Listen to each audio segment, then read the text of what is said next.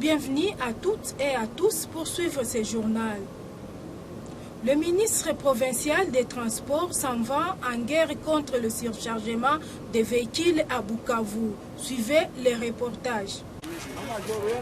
Le ministère provincial des Transports et Voies de Communication est déterminé à assainir le secteur des transports terrestres dans la ville de Bukavu. C'est dans ce cadre que le ministre provincial Claude Swedi Basila s'en va en guerre contre le surchargement désordonné de véhicules de transport, surtout à l'endroit des voitures taxis qui transportent les marchandises et colis en provenance de la frontière Ruzizi. Accompagné des éléments de la police nationale congolaise, le ministre provincial des Transports a lancé l'opération de bouclage de toutes ces voitures taxis qui s'adonnent au surchargement. Cela en vue de l'application de l'arrêté du ministre national du Transport et Voies de Communication portant assainissement du secteur des transports terrestres.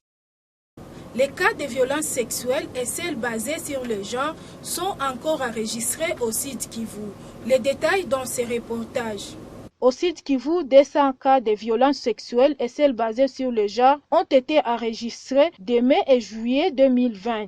Ce bilan a été relevé par l'Association des femmes des médias du Sud Kivu, AFEM, dans une conférence avec les journalistes. Cette réunion était présidée par Madame Kadi Azouba, qui est la présidente du conseil d'administration de l'Association des femmes des médias du Sud Kivu. Elle a dit que ces cas de violence ont été enregistrés dans le territoire de Mwenga avec 160 cas, dont 21 viols sur mineurs, à Uvira et dans les 3 communes de la ville de Bukavu. Elle a appelé les journalistes de conjuguer les efforts pour dénoncer les violences faites à la femme au Sud Kivu. À titre illustratif, à Bukavu par exemple, le 3 juin, une mineure de 16 ans était violée à Moulambula en commune de Bagira. Le 18 juin, une mineure de 15 ans a été violée à Bagira. Le 2 juillet dernier, une fille de 17 ans a été violée à Bouolo 4 après avoir été droguée par 3 hommes. À Mwenga, nous avons noté 21 cas de viol sur mineurs. Dans la plaine de la Ruzizi, Luvungi a enregistré 28 cas, parmi lesquels 5 femmes violées après avoir été kidnappées, et aussi la ville de Bukavu a compté 13 cas, dont 2 cas de femmes violées dans les quartiers, et 7 sont des filles mineures exploitées sexuellement par des proxénètes dans des débits de boissons, boîtes de nuit, maisons de tolérance dans différents coins de 3 communes de la ville de Bukavu.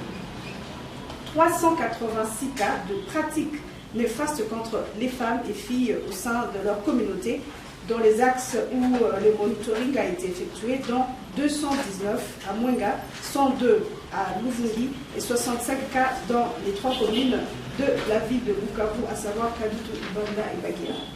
Les pratiques néfastes ici, nous parlons des femmes injuriées ou intimidées par leur propre mari, menacées par leurs proches ou maltraitées par les membres de leur communauté.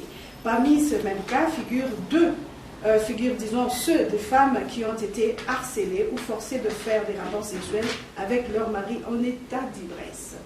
Des femmes brutalisées car accusées d'être sorcières.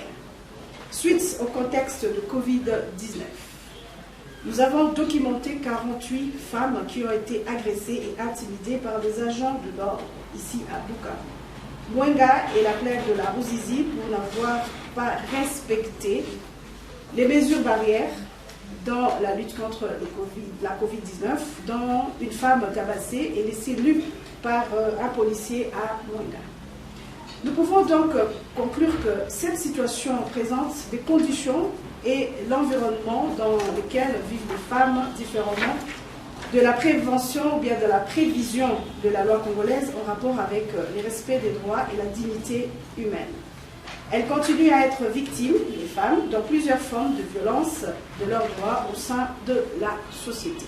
Au Sud Kivu sont contraintes à vivre dans des conditions inhumaines suite aux règles fixées par les coutumes rétrogrades et discriminatoires. Ça continue toujours. Vu les contextes de la société patriarcale, les femmes restent encore marginalisées par les hommes, situation malheureusement qui est acceptée par certaines couches sociales. C'est pourquoi AFEM mais à la disposition des différents acteurs intervenant dans différents secteurs, notamment les médias locaux, ces informations, afin de demander leur soutien aux actions souvent initiées pour exiger les changements de statut et le rôle des femmes dans leur communauté. Eu égard à tout ce qui précède, AFEM recommande ce qui suit.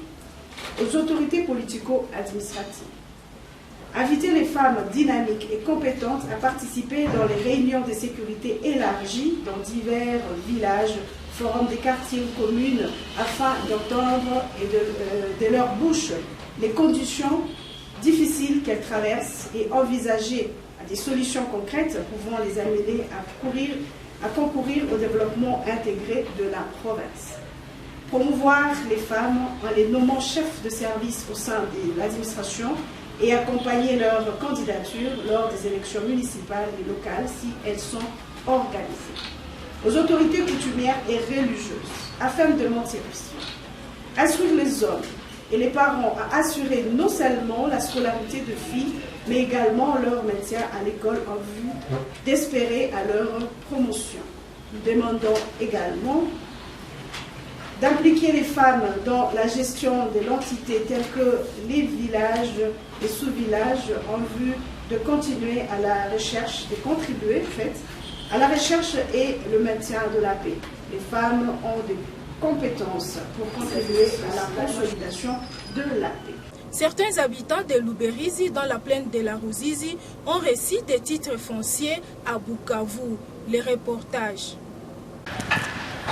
219 titres fonciers collectifs ont été délivrés à la population de Luberizi par l'organisation ZOA dans son projet Maïa Amani et plusieurs autres projets de développement. Ces réalisations ont été révélées au cours d'un atelier de restitution des acquis de la sécurisation foncière collective des titres des exploitants des périmètres irrigués de Luberizi. L'atelier a été organisé par ZOA dans la salle de réunion de l'hôtel Begonias à Bukavu. L'atelier avait pour objectif d'informer les autorités et différents acteurs œuvrant dans le secteur foncier sur la réalisation du projet Maïa Amani dans le cadre de la sécurisation foncière. Un projet initié pour sécuriser les terres des communautés de Luberizi en territoire d'Uvira, a indiqué le coordonnateur de l'ONG ZOA, M. Timothée Rukundo. Nous avons voulu informer les autorités provinciales et les différents acteurs qui œuvrent dans le foncier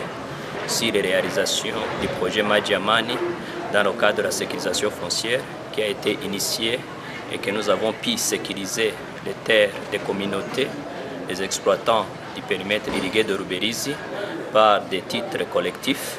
Et au total, nous avons délivré 219 titres groupés dans le périmètre.